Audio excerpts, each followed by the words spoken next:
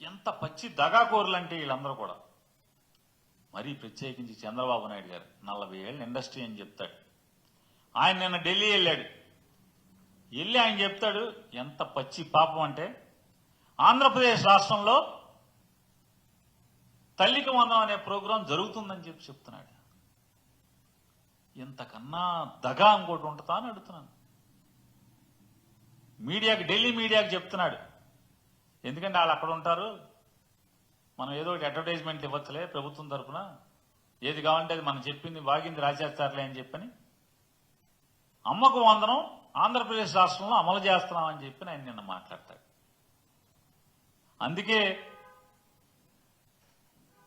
ఈ ఆంధ్ర రాష్ట్ర ప్రజలందరూ కూడా రేపు జరగబోయేది కడపలో దగానాడు తప్పితే మరొక నాడు కాదనేది అందరూ భావిస్తున్నారు. ఇవాళ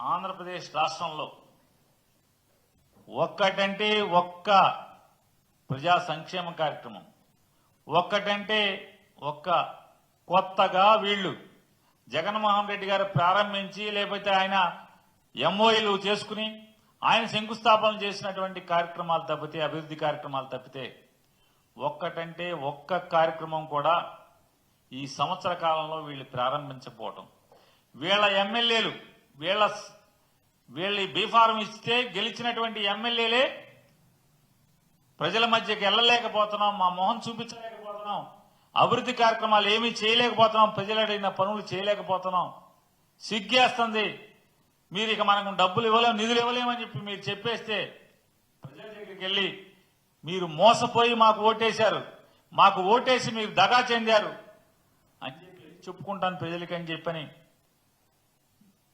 వాళ్ళ బాధ అంటే వీళ్ళకి చెప్పుకుంటున్నారంటే, బహిరంగంగా చెప్పుకుంటున్నారంటే ఈ ప్రభుత్వం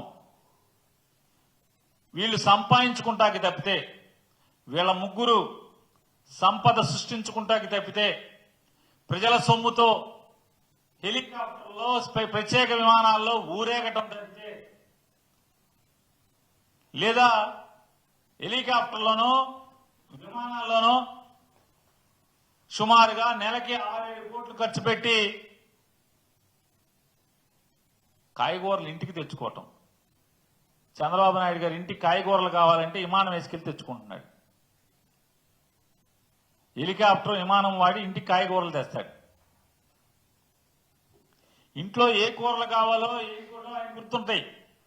ఆరోగ్యానికి కీరదోసకాయ కావటం బాగుంటుందని చెప్పి గుర్తుంటే కొనుక్కుంటాడు. ఎక్కడన్నా మా ఆవిడికి చీర కావాలని చెప్పి కొనుక్కెళ్తాడు, ఆవిడికి ఇస్తాడు తీసుకొచ్చి. కానీ ఈ ఆంధ్రప్రదేశ్ రాష్ట్ర ప్రజలకి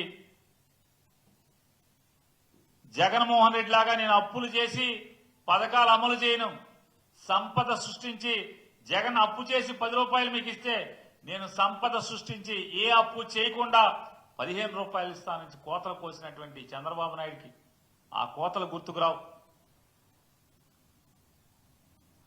ఇప్పటికీ 1,50,000 కోట్ల రూపాయలు ఈ రాష్ట్రానికి అప్పుల్లో ముంచినటువంటి సంవత్సరం తిరగకుండానే 1,50,000 కోట్ల రూపాయలు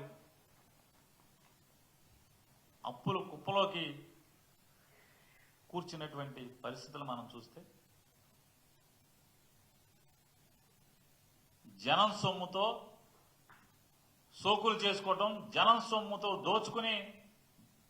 దాచుకోవటం తప్పితే మరొకటి వీరికి లేదు. నేనొస్తే కరెంటు ఛార్జీలు తగ్గిస్తాను, మీరింట్లోనే కరెంటు పుట్టించి మీరు ప్రభుత్వానికి అమ్మేట్టుగా మిమ్మల్ని తయారు చేస్తానని చెప్పి ఇవాళ డొమెస్టిక్, ఇండస్ట్రియల్ కాదు, డొమెస్టిక్ అంటే గృహాల్లో ఇంట్లో వాడుకునేటువంటి కరెంటు యూనిట్లు 9 రూపాయలు వసూలు చేస్తున్నామంటే, జగన్మోహన్ రెడ్డి గారు ఉన్నప్పుడు ఇండస్ట్రియల్కి వసూలు చేసేవాళ్ళు. ఇవాళ డొమెస్టిక్లో 9 రూపాయలు యూనిట్కి వసూలు చేస్తున్నామంటే ఏం చెప్పావు నువ్వు? వాళ్ళు ఏం పరిపాలిస్తున్నావు? దండుకోవటం, సోకులకు చేసుకుని తిరగటం తప్పితే ఈ సంవత్సర కాలంలో ఈ తెలుగుదేశం పార్టీ వీళ్ళ ముగ్గురు కలిసి సాధించింది ఏమీ లేదనేది మీ ద్వారా తెలియజేస్తుంది.